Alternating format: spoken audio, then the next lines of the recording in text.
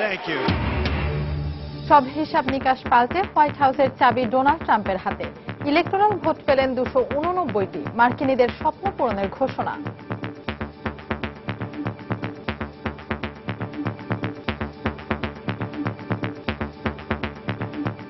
I say it is time for us to come together as one united people. 218 electoral vote পেয়ে হিলারির পরাজয়। Phone করে জয়ী প্রার্থীকে অভিনন্দন। Democrat শিবিরে বিষণ্ণতার ছাপ। আন্তর্জাতিক সময়ের সঙ্গে আছি আমি ফাহমিদা মৌটুসী। শুরুতে মার্কিন প্রেসিডেন্ট নির্বাচনের খবর।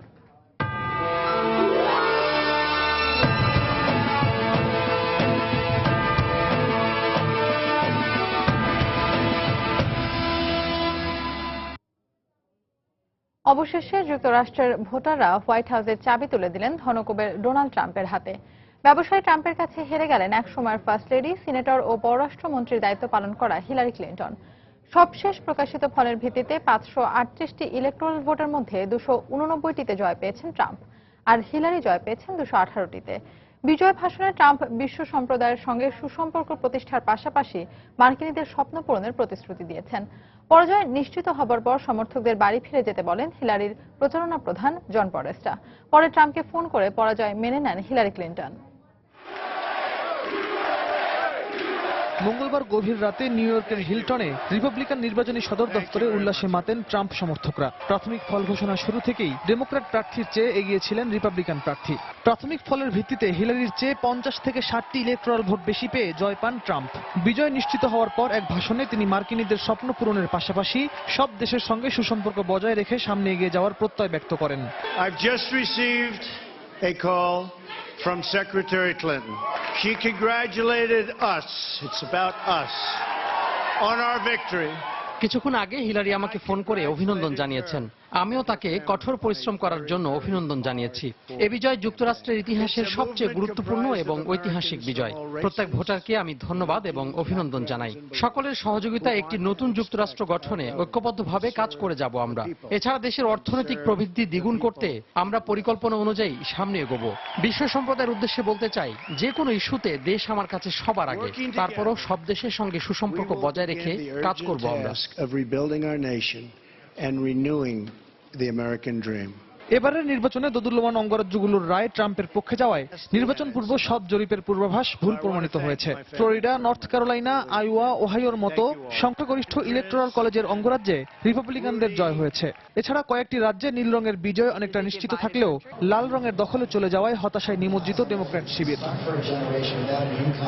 ফল ঘোষণার রাতে নিউ ইয়র্কে ডেমোক্র্যাট দলের নির্বাচনী সদর দফতরে প্রত্যেকের চোখে মুখে দেখা যায় বিষণ্ণতার ছাপ। হিলারি সমর্থকরা যুক্তরাষ্ট্রের ইতিহাসে প্রথম নারী প্রেসিডেন্ট হিসেবে তাকে দেখতে চাইলেও প্রাথমিক ফলে ট্রাম্প বিশাল ব্যবধানে জয় পাওয়ায় সেই আশা ফিকে হয়ে যায়। এর মধ্যে ডেমোক্র্যাট দলের প্রচারণা প্রধান জন পডেস্টা সবাইকে সান্ত্বনা দিয়ে বলেন, হিলারি জনগণের সঙ্গে ছিলেন, থাকবেন। যুক্তরাষ্ট্রের 58তম নির্বাচনে জয়ী প্রার্থী ট্রাম্পকে আগামী 5ই জানুয়ারি কংগ্রেসে আনুষ্ঠানিকভাবে পরবর্তী মার্কিন প্রেসিডেন্ট হিসেবে স্বীকৃতি দেওয়া হবে, আর 20শে জানুয়ারি যুক্তরাষ্ট্রের 45তম প্রেসিডেন্ট হিসেবে শপথ নেবেন তিনি। রিয়াদুল ইসলাম, সময় সংবাদ। সব জল্পনা কল্পনার অবসান ঘটিয়ে অবশেষে হোয়াইট হাউসের চাবি পেলেন রিপাবলিকান প্রার্থী ডোনাল্ড ট্রাম্প। যুক্তরাষ্ট্রের নির্বাচনী ইতিহাসের সবচেয়ে ধনী এ প্রেসিডেন্ট মনোনয়নের আগে থেকেই বিশ্ব রাজনীতির আলোচনার কেন্দ্রবিন্দুতে পরিণত হন। ব্যবসায়ী পরিবার থেকে উঠে আসা ট্রাম্প ঘোষণা দিয়েছিলেন প্রেসিডেন্ট নির্বাচিত হলে মার্কিন অভ্যন্তরীণ ও পররাষ্ট্রনীতিতে ব্যাপক পরিবর্তন আনবেন। দর্শক চলুন দেখে আসি ট্রাম্পের পারিবারিক, ব্যবসায়িক ও রাজনৈতিক জীবন। শেষ হাসিটা হাসলেন ডোনাল্ড ট্রাম্পই। রাজনীতির জগতে নতুন পা রাখা রিপাবলিকান এই প্রেসিডেন্ট ধনাঢ্য ব্যবসায়ী থেকে ঢুকে গেলেন ইতিহাসের পাতায়। প্রচারণার সময় দেশের উন্নয়নে দিয়েছিলেন নানা প্রতিশ্রুতি।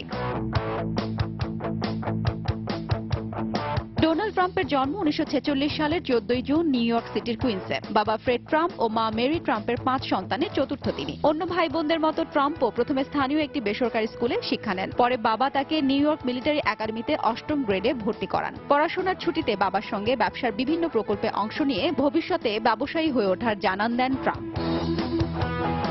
পরে 1968 সালে ওয়ার্টন ইউনিভার্সিটি অব পেনসিলভেনিয়া থেকে অর্থনীতিতে ব্যাচেলর অব সায়েন্স ডিগ্রি লাভ করেন। উত্তরাধিকার সূত্রে পাওয়া ব্যবসার মূলধন ও বিভিন্ন প্রতিষ্ঠান আরো প্রসারিত করেন ডোনাল্ড ট্রাম্পের বাবা ফ্রেড ট্রাম্প। পড়াশোনা শেষে 1968 সালে 22 বছর বয়সে বাবার ব্যবসায় পুরোপুরি মনোনিবেশ করেন ডোনাল্ড ট্রাম্প। 1978 সালেই নিউ ইয়র্কের ম্যানহাটনে অন্যতম প্রধান আবাসন ব্যবসায়ী হিসেবে খ্যাতি লাভ করেন তিনি।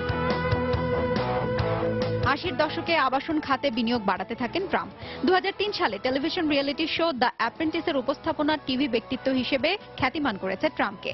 2005 সালে নিজের নামে বিশ্ববিদ্যালয়ও করেন তিনি।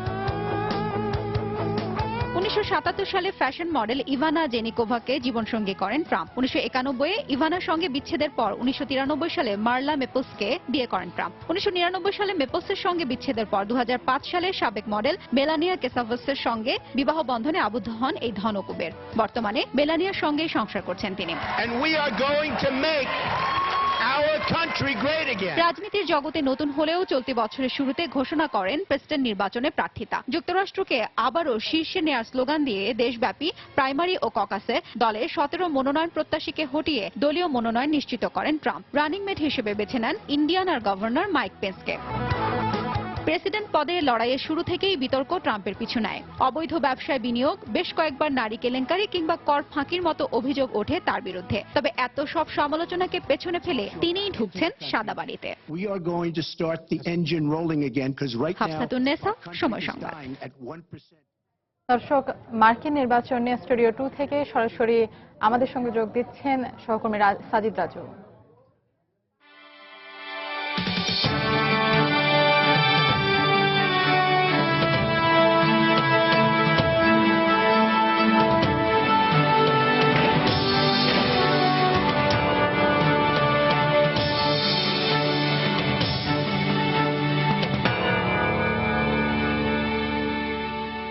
যুক্তরাষ্ট্রের প্রেসিডেন্ট নির্বাচন নিয়ে সময় সংবাদের বিশেষ আয়োজনে আপনাদের সঙ্গে আছি আমি সাজিদ রাজু। দর্শক, গত কয়েকদিন ধরেই নির্বাচনের বিভিন্ন দিক নিয়ে আমরা কথা বলেছি।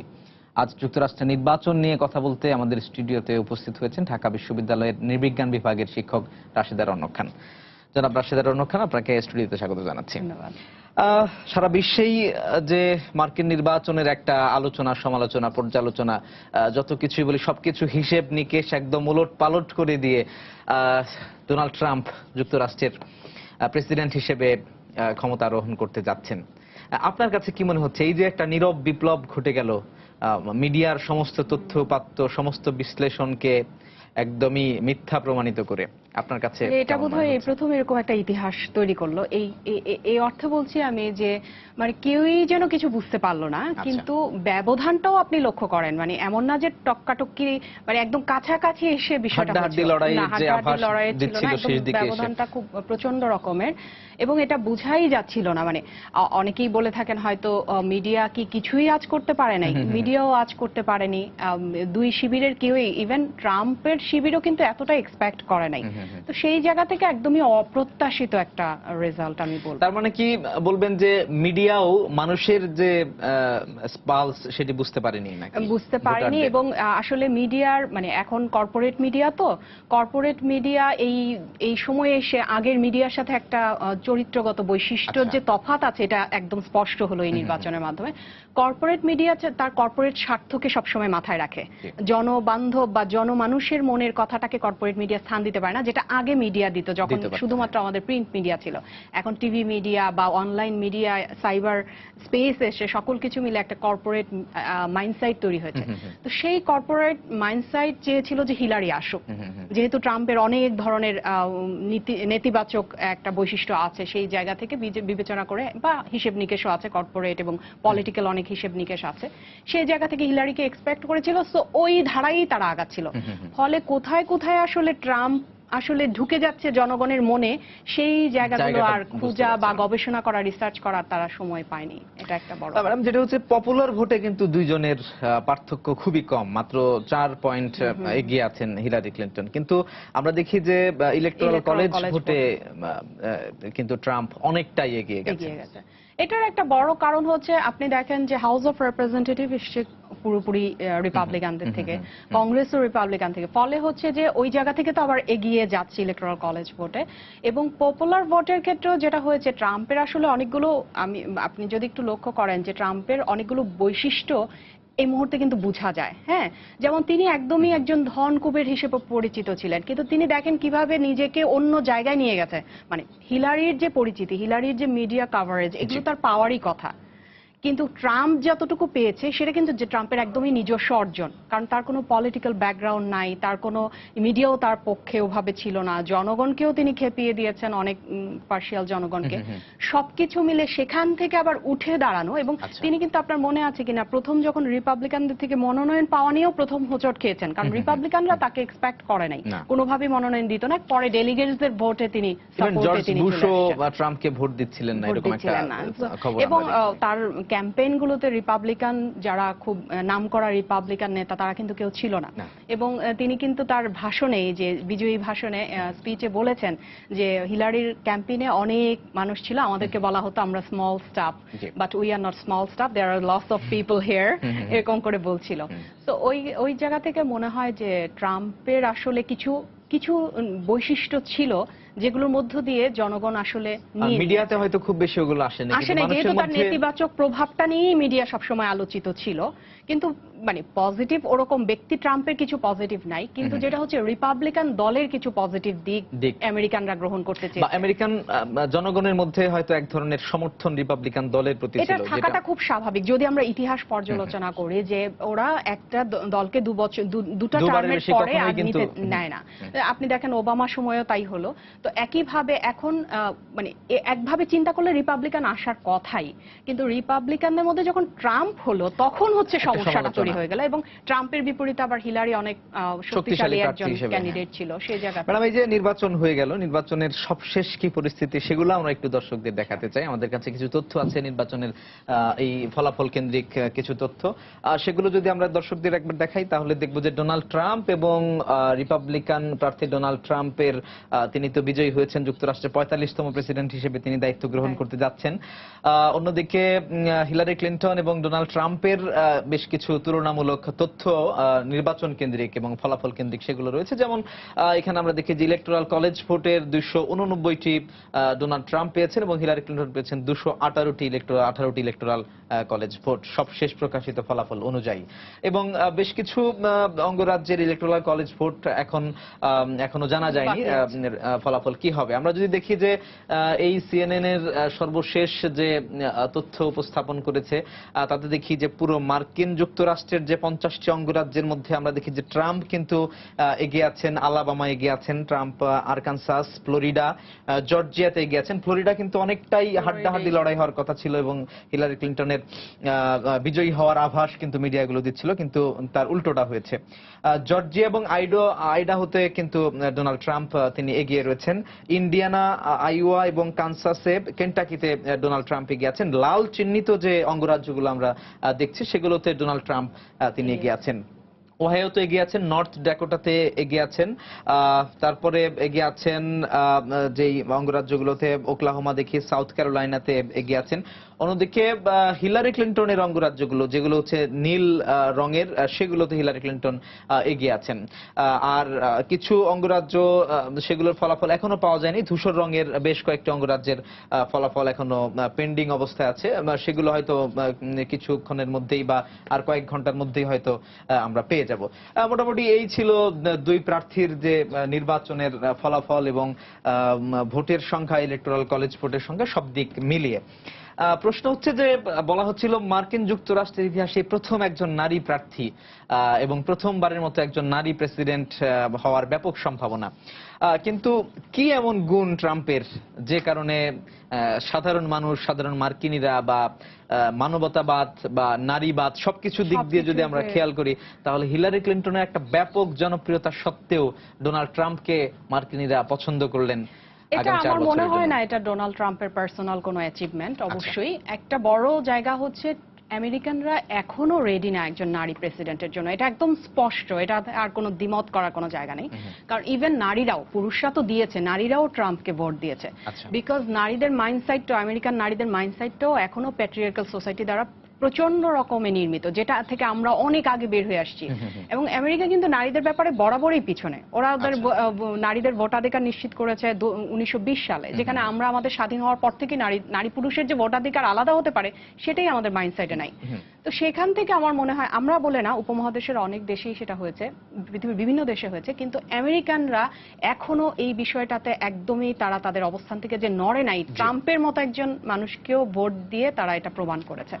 এটা একটা বিষয়। আরেকটা হচ্ছে, আমি বলবো যে হিলারি এবং ট্রাম্পের মধ্যে ইলেকশন ক্যাম্পেইনে একটা, আমার মনে হয় একটা দূরত্ব ছিল, কিছু কিছু জায়গায় ভিন্নতা ছিল, সেটা আমেরিকানরা নিয়েছে। যেমন ধরেন, হিলারির ট্রাম্পের ক্যাম্পেইনগুলোকে আমি বলবো পয়েটিক্স অ্যান্ড পলিটিক্স একটা ব্যাপার ছিল তার, হ্যাঁ। আর হিলারিটা পুরোপুরি পলিটিক্স, যেহেতু তিনি পলিটিক্যাল মাইন্ডসেট।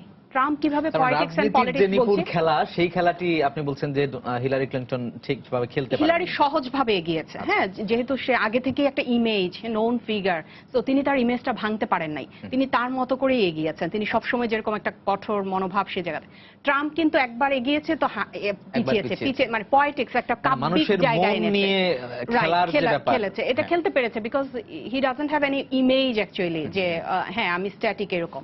তিনি একজন টিভি অ্যাঙ্কর ছিলেন, সো তার মধ্যে ওই হাস্যরস, সেন্স অফ হিউমার, ওই ফানগুলোও ছিল। আবার তিনি যেভাবে নারী কেলেঙ্কারিকে একভাবে আবার কভার করেছেন, সেটা করতে গিয়ে তাকে আবার অন্য ইস্যুতে যে অভিযোগগুলো ছিল সেগুলো যেভাবে খণ্ডন করেছে বা অন্য ইস্যু দিয়ে ঢেকেছে, অর্থাৎ একটা মানে নাটকীয়তা ছিল, ড্রামাটিক একটা ব্যাপার ছিল। মেইন পয়েন্ট যেটা তিনি ধরেছেন, গ্রেট আমেরিকান এগেইন, যেটা সবাই বলছে যে তিনি আমেরিকান যে রেসিজম, এত বছরের মানে ইতিহাসের যে রেসিজম, সেই রেসিজমটাকে তিনি ধরে রেখেছেন, এটাকে ট্রাম্প কার্ড হিসেবে ইউজ করেছেন।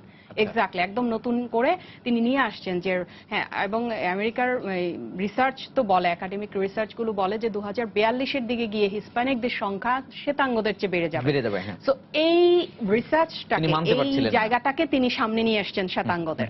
ফলে দেখা যাচ্ছে যেসব শ্বেতাঙ্গরা গত বা ইতিহাসে বেশিরভাগ সময়ই তারা ভোট দিতেন না, তারাও চলে গেছেন ভোট দিতে, কারণ নিজেদের জাতি, নিজেদের ইয়েটা রক্ষা করার জন্য, মানে গ্রেট আমেরিকান এগেইন হবার জন্য তারা আবার এগিয়ে গেছেন। এটা একটা বড় বিষয়। আরেকটা হচ্ছে হিলারি কি করতে পারে সেটা সম্পর্কে আমেরিকানরা জেনে ফেলেছে। একটা হচ্ছে ওবামার কারণে জানে যে ওবামা প্রশাসন যা করেছে তারই একটা কন্টিনিউটি রাখবেন তিনি ডেমোক্রেটিক জায়গা থেকে। আরেকটা হচ্ছে পররাষ্ট্রকালীন সময়, এবং সবশেষ যেটা ইমেইল কেলেঙ্কারি, যেটা আলটিমেটলি হয়তো সত্য মিথ্যার ধোঁয়াশা তৈরি করেছে, কিন্তু যারা ভোটার তাদের মনে কিন্তু একটা স্থায়ী একটা ইমেজ ফেলে দিয়েছে, সেটারই প্রভাব ঘটেছে। মার্কিন যুক্তরাষ্ট্রের নির্বাচন নিয়ে গার্ডিয়ানের একটি প্রতিবেদন, সেটি আমরা দেখি যে ট্রাম্পের জয় অনিশ্চয়তায় যুক্তরাষ্ট্রের ভবিষ্যৎ, এই ধরনের একটি সংবাদ তারা দিয়েছেন গার্ডিয়ান।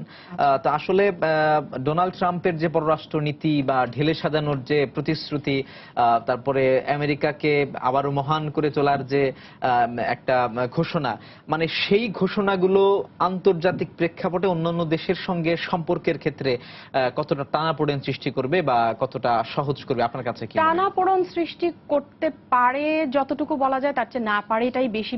যদি আপনি এই যে একদম ভিক্টোরি স্পিচটা শুনেন, তিনি কিন্তু বারবার এমফাসিস করছেন যে উই অল আর টুগেদার, হ্যাঁ, যেটা ছিল হিলারির টুগেদার স্ট্রেন্দার।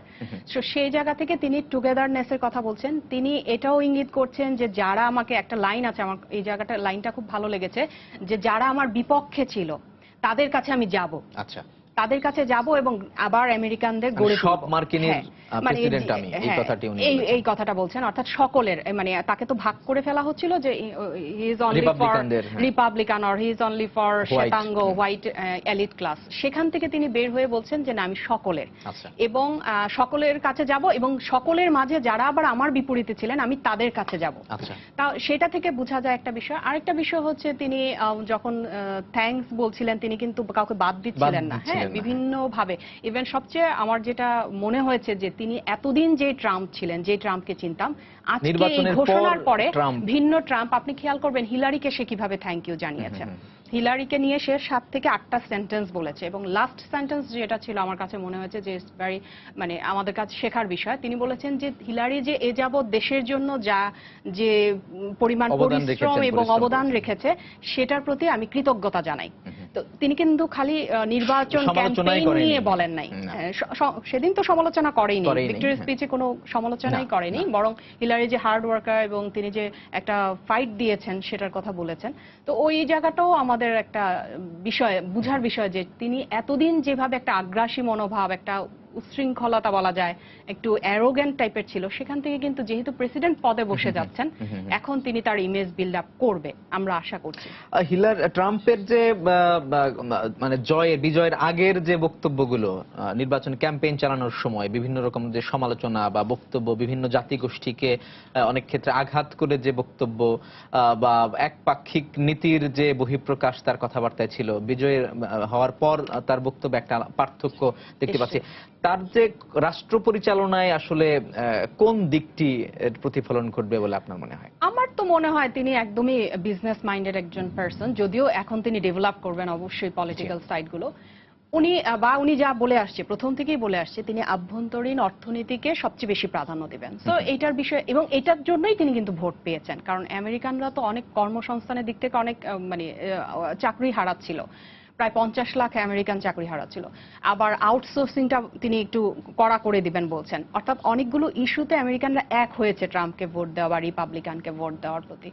তো সেই জায়গা থেকে আমার মনে হয় তিনি অবশ্যই আমেরিকার অর্থনীতিটাকে প্রাধান্য দিবেন এবং আমেরিকার অর্থনীতির একটা বড় অংশ জুড়ে আবার ওয়ার ইকোনমি আছে, সেটাতে হিলারির আবার একটু আগ্রহ বেশি ছিল, বোঝাই যায় বিভিন্ন সময় তার ইমেল ফাঁস থেকে বোঝা গেছে। সেই ওয়ার ইকোনমির চেয়ে আমার ধারণা তিনি একদমই ইন্টারনাল ইকোনমিটার বেশি প্রাধান্য দেবেন, বিভিন্ন বক্তৃতায় বোঝা যাচ্ছে কর্মসংস্থানের দিকে দিবেন এবং আমার ধারণা বাইরের সম্পর্কগুলো তিনি খুব মানে ডেভেলপ করবেন নতুন ভাবে। তিনি কিন্তু বলেছেন যে যারা বাইরের যে কমিউনিটি, বহির্বিশ্বের প্রতি তিনি বলেছেন যে সবাইকে তিনি তার ইয়েতে নিয়ে আসবেন। আরেকটা ইম্পর্টেন্ট কথা তিনি বলেছেন, আমার যতটুকু তার স্পিচটা শুনে মনে হলো, তিনি বলছেন যে যারা তার মানে যেই রাষ্ট্রের বা যেখানেরই হোক না কেন, first priority will be the মানে আমেরিকানদের স্বার্থটাই হবে ফার্স্ট প্রায়োরিটি। যেন কেউ এই প্রশ্ন না তুলতে পারে যে মানে কোন জায়গাটায় কার সাথে রাশিয়ার সাথে কতটুকু যাবে, মধ্যপ্রাচ্যের সাথে কতটুকু যাবে। তিনি বলেছেন যে ফার্স্ট প্রায়োরিটি আমি আমেরিকান স্বার্থটাকে আমি প্রথমত দেখব এবং ফেয়ারলি সে ডিলটা হবে, যে কোনো ডিলই যেটা যে দেশের সাথেই করুক সেটা খুব ফেয়ারলি হবে সেটা বলছেন। আমরা বিভিন্ন সময় দেখি যে যুদ্ধের বিভিন্ন ইস্যু নিয়ে বা বিভিন্ন দেশের সঙ্গে সম্পর্কের ইস্যু নিয়ে কথা হয়েছে। এদিকে রাশিয়ার প্রেসিডেন্ট ভ্লাদিমির পুতিন ডোনাল্ড ট্রাম্পকে এক ধরনের সমর্থন দিয়েছেন, আবার অন্যদিকে ইরানের পরমাণু চুক্তি বাতিলের কথা কিন্তু ডোনাল্ড ট্রাম্প বলেছেন, মধ্যপ্রাচ্যের বিভিন্ন ইস্যু নিয়ে কথা বলেছেন। তো এই বিশ্ব নিরাপত্তা ইস্যুটি ডোনাল্ড ট্রাম্পের এই শাসনামলে কেমন হতে পারে? আমার ধারণা একটা ডাইমেনশন আসবে, আমি জানি না আমার সাথে একমত হবে কিনা কেউ। একটা ডাইমেনশন কেন আসবে, দেখেন রাশিয়া আমেরিকার একটা মানে স্নায়ু যুদ্ধের কথা আমরা ছোটবেলা থেকে শুনি। সেই রাশিয়া সাপোর্টার হচ্ছে ট্রাম্পের এবং বলাই হচ্ছে যে পুতিন অনেক বড় সাপোর্ট দিয়েছে এবং অনেক পুতিন এবং ট্রাম্পের এই ধরনের পলিটিক্যাল রিলেশনশিপ নিয়ে অনেক কৌতুক বের হয়েছে, অনেক কার্টুন বের হয়েছে। সো তাহলে বোঝা যাচ্ছে যে সামনের দিনে রাশিয়ার সাথে আমেরিকার আবার একটা ডিফারেন্ট ডাইমেনশন আসবে, সেইটা একটা বড় বিষয়। সেক্ষেত্রে অন্যান্য মধ্যপ্রাচ্যের সাথে সম্পর্কগুলো মানে ডেমোক্রেটরা যেভাবে এগিয়েছে, ট্রাম্প হয়তো অন্যভাবে আগাবে, অবশ্যই কিছু তো ডিফারেন্স থাকবেই। আচ্ছা, আমরা তো গত 9 দিন ধরে বিভিন্ন রকম পর্যালোচনা করছিলাম বিভিন্ন বিষয় নিয়ে। এর মধ্যে একটি দেখি যে মার্কিন যুক্তরাষ্ট্রের যারা নাগরিক তাদের মধ্যে বিভিন্ন পার্থক্য রয়েছে, বিভিন্ন শ্রেণী পেশার মানুষ যেমন রয়েছে, অভিবাসীরা রয়েছে, বাংলাদেশিরাও অনেক ক্ষেত্রে রয়েছে।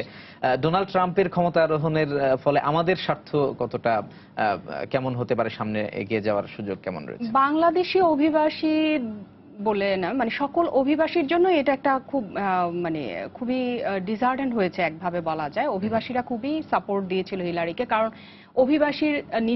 অভিবাসনের নীতিতে ট্রাম্প যেভাবে কথা বলেছে সেটা যদি তিনি এখন প্রেসিডেন্ট হবার পরে রাখেন, সেই ভয়টা কিন্তু প্রত্যেকটা অভিবাসীর ভেতরে আছে। এবং আমরা যারা আমাদের আত্মীয় স্বজন বন্ধু বান্ধব আছে সেখানে, সেটা আমাদের প্রত্যেকেরকে কিন্তু একভাবে চিন্তায় ফেলেছে। কিন্তু আমার মনে হয় ভিক্টোরি স্পিচটা শোনার পরে যে ট্রাম্প ওইদিকে যেতে পারবে না, কারণ যেতে পারবে না এক হচ্ছে যে আমেরিকার প্রেসিডেন্সির একটা সিস্টেম আছে, ব্যক্তি প্রেসিডেন্ট খুব বেশি ক্ষমতাবান সেভাবে না, পলিসি লেভেলে অবশ্যই ক্ষমতাবান, কিন্তু পলিসি লেভেলে তাকে কংগ্রেস, হাউস অফ রিপ্রেজেন্টেটিভ এবং ওভাল অফিসের কথা শুনতে হবে। সেগুলো শুনে গিয়ে খুব রাতারাতি কোনো বড় ধরনের কোনো কিছু করতে পারবে না ট্রাম্প, সেটা করা খুব ডিফিকাল্ট। আমরা আশা করছি যে খুব নেতিবাচক কোনো পরিবর্তন হবে না, এবং বাংলাদেশি অভিবাসীদের জন্য সেটা হবে না। বাংলাদেশি অভিবাসীদের তো বলা হয়ে থাকে যে 5 লাখের মতো আছেন যারা অভিবাসী, মানে লিগ্যাল, আর এর বাইরেও প্রায় 5 লাখের মতো আছেন যারা হয়তো কাগজপত্র করছেন কিংবা প্রসেসের মধ্যে আছে, কেউ একেবারে ইলিগালি আছেন। তাদের জন্য একটু মানে এটা হতাশার বিষয় বা চিন্তার বিষয়, কিন্তু আমার ধারণা যে পলিসি লেভেলে আমাদেরও প্রত্যাশা যে কোনো পরিবর্তন যদি হয় সেটি ইতিবাচক পরিবর্তন হবে এবং সারা বিশ্বের শান্তি এবং সমৃদ্ধির জন্য আমেরিকা আরো ভূমিকা রাখবে। ডোনাল্ড ট্রাম্পকে আমাদের পক্ষ থেকেও শুভেচ্ছা। আপনাকে অনেক ধন্যবাদ আমাদের সঙ্গে যোগ দেওয়ার জন্য। দর্শক, আমরা গত 1 তারিখ থেকে আজ পর্যন্ত মার্কিন নির্বাচনের বিভিন্ন বিশ্লেষণ আপনাদের সামনে উপস্থাপন করেছি এবং তার ধারাবাহিকতায় আজকে মার্কিন নির্বাচনের একদম ফলাফল বিভিন্ন রকমের বিশ্লেষণ শুনলাম। আজকের আন্তর্জাতিক সময় আরো দেখবেন। নবনির্বাচিত মার্কিন প্রেসিডেন্ট ট্রাম্পকে বিশ্ব নেতাদের অভিনন্দন। যুক্তরাষ্ট্রের সঙ্গে পারস্পরিক সম্পর্ক উন্নয়নের আশা চীন ও রাশিয়ার।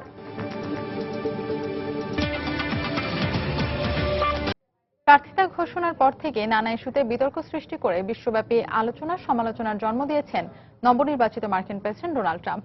নির্বাচনের ভোট গ্রহণের দিনও ট্রাম্পের কিছু কর্মকাণ্ডে সরগরম হয় সামাজিক যোগাযোগ মাধ্যম। ভোট প্রদানের সময় বাবা ছেলের নিজ নিজ স্ত্রীর ব্যালটের দিকে তাকানোর ছবি ভাইরাল হয়। আর নিরাপত্তার জন্য নিউ ইয়র্কের রাস্তায় বালু ট্রাকের অবস্থান, মহাকাশ থেকে ভোট প্রদানের বিষয়গুলো জুগিয়েছে আলোচনার খোরাক।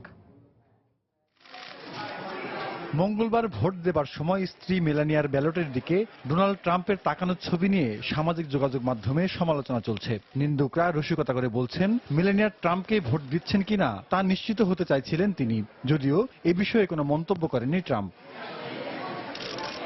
ছেলে এরিক ট্রাম্পও ভোট দেবার সময় স্ত্রীর ব্যালটের দিকে তাকাচ্ছিলেন, তবে এখানেই থেমে থাকেননি এরিক। বাবাকে ছাড়িয়ে যান আরও এক কাঠি। ব্যালটে সিল মারার ছবি টুইটারে পোস্ট করে গুনেছেন জরিমানা। মঙ্গলবার নিউ ইয়র্কের ট্রাম্প টাওয়ারের সামনে বালু ভর্তি ট্রাক দিয়ে ঘিরে রাখে পুলিশ। পুলিশের পক্ষ থেকে জানানো হয়, সম্ভাব্য কোনো সহিংসতা থেকে ভবনটি রক্ষার জন্যই এই পদক্ষেপ।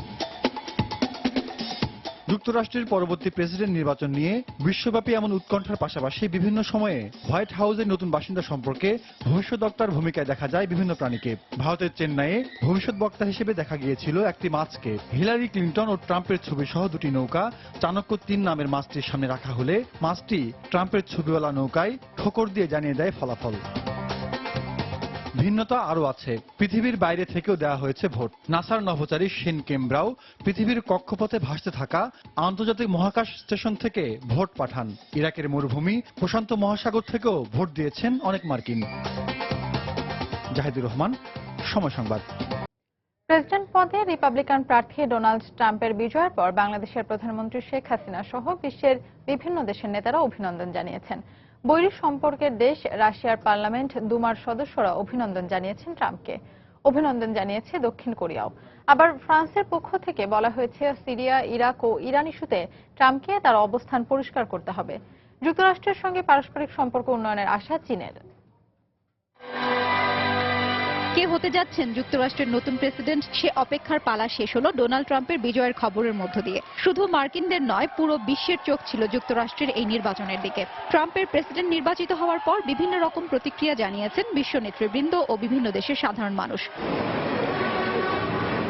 প্রথম অভিনন্দন জানান ফ্রান্সের বিরোধী দলীয় নেত্রী মারি লে পেন। ফ্রান্সের পররাষ্ট্রমন্ত্রী জিন মার্ক আয়রল্টও অভিনন্দন জানিয়ে একসঙ্গে কাজ করার আশাবাদ ব্যক্ত করে বলেছেন, সিরিয়া, ইরাক ও ইরান ইস্যুতে ট্রাম্পকে তার অবস্থান পরিষ্কার করতে হবে। যুক্তরাষ্ট্রের সঙ্গে বৈরী সম্পর্ক থাকা সত্ত্বেও রাশিয়ার সাধারণ মানুষের পক্ষে ট্রাম্পকে অভিনন্দন জানান রুশ পার্লামেন্ট দুমার সদস্যরা। দক্ষিণ কোরিয়ার পক্ষ থেকে দেশটির পররাষ্ট্রমন্ত্রী অভিনন্দন জানিয়ে বলেন, তারা আশা করছেন উত্তর কোরিয়ার পারমাণবিক কার্যক্রম ইস্যুতে যুক্তরাষ্ট্রের অবস্থান পাল্টাবে না। ট্রাম্প ইঙ্গিত করেছিলেন বিশ্বের অনেক বড় সমস্যা হচ্ছে পারমাণবিক অস্ত্র।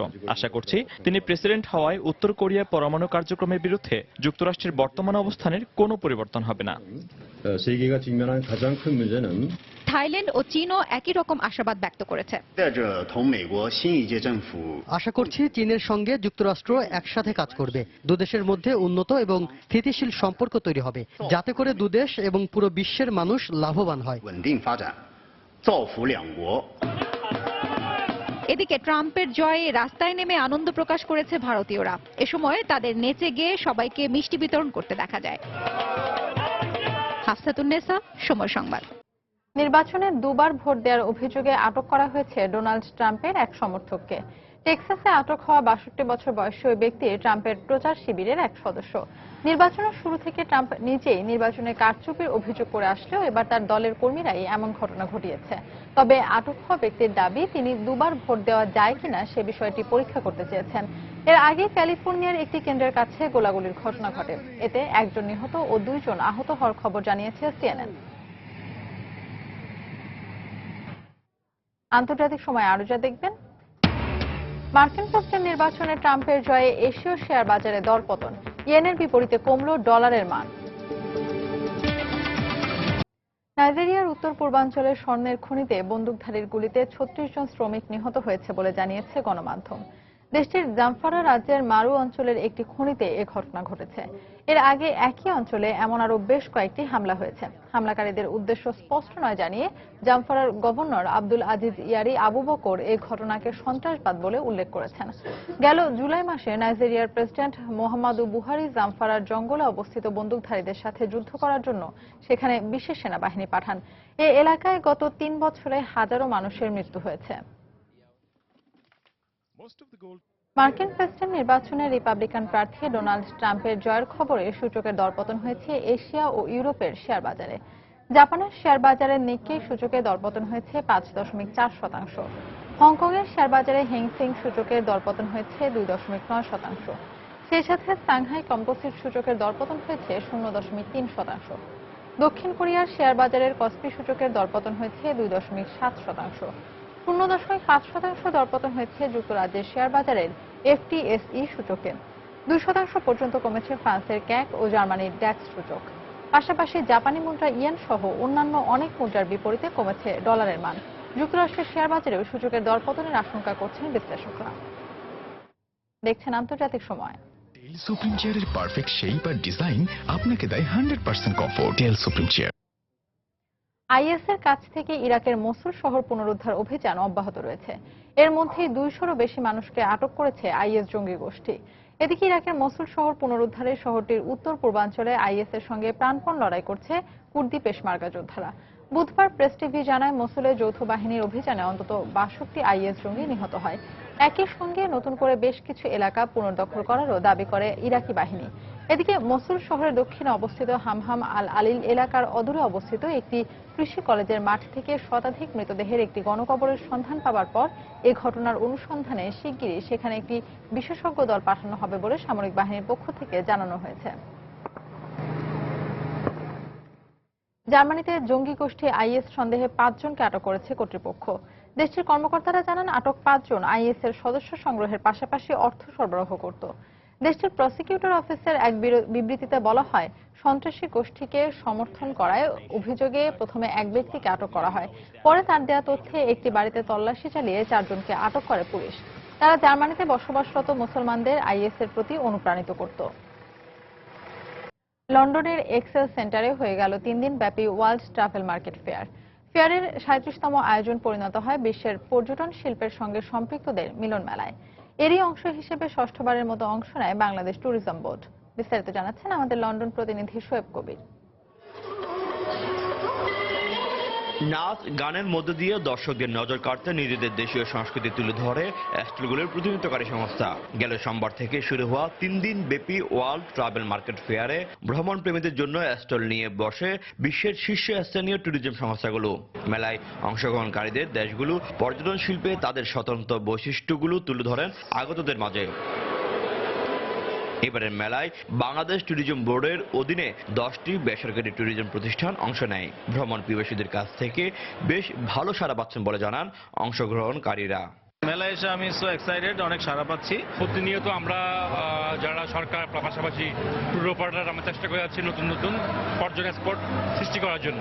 বিশ্ববাসীকে আকৃষ্ট করার মতো পর্যটন সেক্টরে বাংলাদেশের অনেক কিছু রয়েছে বলে মনে করেন বিভিন্ন ট্যুরিজম প্রতিষ্ঠানের কর্মকর্তারা। জানাতে যাচ্ছি যে সারা বিশ্বকে যে বাংলাদেশে অনেক ট্যুরিস্ট স্পট আছে এবং বাংলাদেশের যেই বড় শক্তি সেটা হচ্ছে মানুষের মানব সম্পদ এবং মানুষরা যে এত হসপিটেবল, এত বেশি ফ্রেন্ডলি এবং তারা টুরিস্টকে এত বেশি আপ্যায়ন করে, অসাধারণভাবে তাদেরকে আতিথেয়তা দেয়, এটা কিন্তু সব ক্ষেত্রে বাংলাদেশকে এগিয়ে রাখছে। ব্রিটেনে বেড়ে ওঠা তৃতীয় প্রজন্মের বাংলাদেশিদের পাশাপাশি বিদেশিদের জন্য বাংলাদেশ ভ্রমণের সর্বোচ্চ সেবা নিশ্চিত করার লক্ষ্যে বাংলাদেশ বিমান কাজ করে যাচ্ছে বলে জানান বিমান বাংলাদেশ এয়ারলাইন্সের ইউকে কান্ট্রি ম্যানেজার। এখানকার বিদেশি পর্যটক যারা বাংলাদেশ ভ্রমণ করতে ইচ্ছুক তাদের জন্য একটি সময় উপযোগী এবং সুইটেবল একটি ক্যারিয়ার এবং একটি সার্ভিস দেওয়ার জন্য বিমান বাংলাদেশ চেষ্টা করে যাচ্ছে। 3 দিন ব্যাপী এই মেলায় 182টি দেশ তাদের পর্যটন শিল্পের বর্তমান ও ভবিষ্যৎ সম্ভাবনার চিত্র তুলে ধরেন। বিশ্বের পর্যটন শিল্পের সবচেয়ে বড় এই আয়োজনে বাংলাদেশের অংশগ্রহণ ছিল একেবারে ক্ষুদ্র, তবে অপার সম্ভাবনাময় বাংলাদেশের পর্যটন শিল্পকে বিশ্বের দরবারে মাথা উঁচু করে দাঁড়ানোর জন্য প্রয়োজন আরো বড় আকারের উদ্যোগ, আর এতে সরকারি সহযোগিতা প্রয়োজন বলে মনে করছেন সবাই। শোয়েব কবির, সময় সংবাদ, লন্ডন। ভারতে 500 ও 1000 রুপির নোট নিষিদ্ধ ঘোষণা করেছে দেশটির সরকার। এরপর গতকাল মধ্যরাত থেকে নোটগুলো বাজার থেকে প্রত্যাহার করেছে রিজার্ভ ব্যাংক অফ ইন্ডিয়া। ঘোষণার পরপরই অর্থ উত্তোলনের জন্য বুথগুলোর সামনে দেখা গেছে লম্বা লাইন। মূলত দুর্নীতি ঠেকাতেই এ পদক্ষেপ নেওয়া হয়েছে বলে জানিয়েছেন প্রধানমন্ত্রী। প্রধানমন্ত্রীর ঘোষণার পর স্থানীয় সময় গতরাত 12টা থেকে ভারতে অচল হয়ে যায় 500 ও 1000 রুপির নোট। সন্ধ্যায় জাতির উদ্দেশ্যে দেয়া ভাষণে হঠাৎই ঘোষণা দেন প্রধানমন্ত্রী নরেন্দ্র মোদী। সরকারের এই সিদ্ধান্তে ক্ষোভ প্রকাশ করেছেন দেশটির সাধারণ মানুষ ও ব্যবসায়ীরা। হট করে এই সিদ্ধান্তটা নিয়ে এরকম ভাবে টাকাটাকে করে দেওয়া, ব্যান্ড করে দেওয়া, সেটা ঠিক মানে এত তাড়াতাড়ি ঠিক হয়নি। খুবই প্রবলেম, কারণ হঠাৎ করে আপনি আজকে বললেন কালকে 500 টাকা 1000 টাকা উঠে যাবে, এটাও তো কখনো সম্ভব না, কারণ দেশে এরকম কোটি কোটি টাকা রয়েছে, প্রত্যেক মানুষের কাছে এরকম টাকা রয়েছে। একটা উপায় তো থাকার দরকার ছিল, হঠাৎ করেই এমন সিদ্ধান্ত। বাজারে 500 রুপির পণ্য কিনতে গিয়ে কি আলাদা আলাদা 100 রুপির নোট দিব? সরকারের উচিত ছিল পরীক্ষামূলকভাবে এই কার্যক্রম শুরু করা।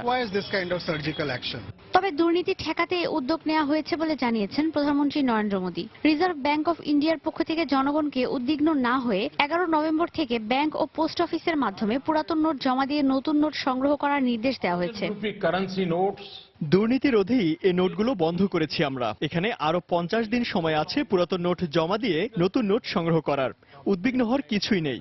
সন্ত্রাসবাদ নির্মূলের অনেক পদক্ষেপের এটি একটি। নভেম্বর 2016 500 এবং 1000 রুপির নোটগুলো থেকে জাল নোট তৈরি খুব সহজ। নিরাপত্তাজনিত কারণেই এই নোটগুলো বন্ধ করে দিয়েছি। এই পদক্ষেপ ভারত সহ আশপাশের দেশগুলোর অর্থনীতির জন্য ইতিবাচক বলে মনে করছেন বিশ্লেষকরা।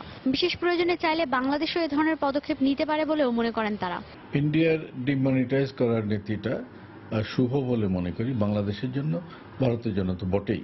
কারণ যেটা নাকি ফেক নোট যেগুলো, সেগুলি মূলত ধরার জন্য এটি তো একটি ব্যাধির মতন, রক্তে ক্যান্সারের মতন, এবং জনগণ আসলে বুঝতেও পারে না, তারা নিয়ে নেয়, সাফার করে। সেই জন্য জনগণকে লোকসান থেকে বাঁচানোর জন্যই এই পদ্ধতি ভালো। অনেক ব্যাপারেই কালো টাকা ব্যবহার হয় বা ফেক নোট ব্যবহার হয়, তো শোনা যায় সন্ত্রাসের মধ্যে ব্যবহার হয়, তো অনেক বিষয়ের মধ্যে সন্ত্রাসটাও দমনে সহায়তা করবে, এটা বলাই যায়। 10 নভেম্বর বাজারে নতুন 500 রুপি ও 2000 রুপির নোট ছাড়া হবে। ঘোষণায় আরো বলা হয় আগামী 30 ডিসেম্বরের মধ্যে প্রত্যেকের পুরাতন নোট জমা দিয়ে নতুন নোট সংগ্রহ করতে হবে। সময় সংবাদ, কলকাতা। এই পর্যায়ে আবারও জানিয়ে দিচ্ছে আন্তর্জাতিক সময়ের শীর্ষ সংবাদগুলো। Thank you. সব হিসাব নিকাশ পাল্টে হোয়াইট হাউসের চাবি ডোনাল্ড ট্রাম্পের হাতে। ইলেকট্রাল ভোট পেলেন 289টি। মার্কিনীদের স্বপ্ন পূরণের ঘোষণা। নবনির্বাচিত মার্কিন প্রেসিডেন্ট ট্রাম্পকে বিশ্ব নেতাদের অভিনন্দন। যুক্তরাষ্ট্রের সঙ্গে পারস্পরিক সম্পর্ক উন্নয়নের আশা চীন ও রাশিয়া। এবং মার্কিন প্রেসিডেন্ট নির্বাচনে ট্রাম্পের জয়ে এশীয় শেয়ার বাজারে দরপতন। ইয়েনের বিপরীতে কমল ডলারের মান। এই ছিল আন্তর্জাতিক সময়ে। যে কোনো খবর পেতে ভিজিট করুন সময়নিউজ.tv। সঙ্গে থাকুন সময়।